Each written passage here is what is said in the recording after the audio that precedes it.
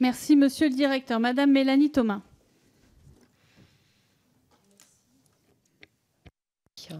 C'est bon. Merci Madame la Présidente. Monsieur le Directeur Général, je voulais revenir avec vous sur la question de l'approvisionnement sur les marchés étrangers. Dès lors que la réduction de collecte de lait est avérée en France, tout en maintenant la capacité de vos usines. Et cela soulève un certain nombre d'interrogations sur votre stratégie d'approvisionnement. Je voulais avoir notamment votre regard sur le positionnement de Lactalis concernant les accords de libre-échange avec la Nouvelle-Zélande et le Canada. Et je voulais savoir notamment si vous comptiez compenser la baisse de collecte en France en important des matières premières moins chères, plus compétitives, notamment de ces pays pour le beurre, le fromage, le lait en poudre, en profitant de ces accords de libre-échange. Et enfin, votre méthode économique consiste-t-elle à entretenir une forme de concurrence déloyale? C'est un mot qu'on entend beaucoup quand on discute avec les agriculteurs. Concurrence déloyale avec notre production locale, durable, non délocalisable, dès lors que vos standards environnementaux et sanitaires ne sont pas les mêmes quand on s'approvisionne dans d'autres pays étrangers. Merci, monsieur le directeur. Merci. Alors, encore une fois, première question, nos importations, nos approvisionnements.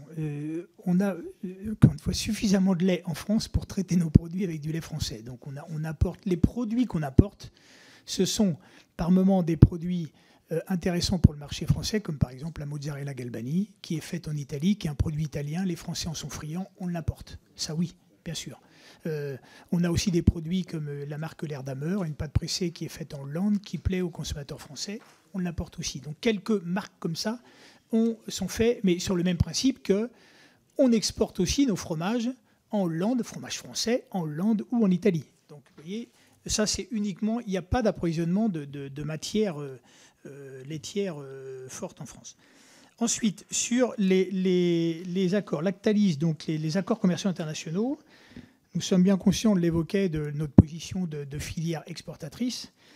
En ce sens, Lactalis a soutenu l'opposition à l'accord Europe-Nouvelle-Zélande qui est défavorable au secteur laitier. Les Néo-Zélandais sont tellement compétitifs que, bien évidemment, que si on favorisait ce type d'accord, on aurait un souci.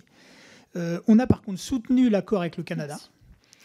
Pourquoi ? Parce que ça nous a permis d'avoir des quotas pour développer les exportations laitières. Et comme de toute façon, au Canada, ils exportent très peu puisqu'ils sont en vase clos avec leur production laitière, on n'avait pas de risque d'avoir des importations massives de produits canadiens. Je me permets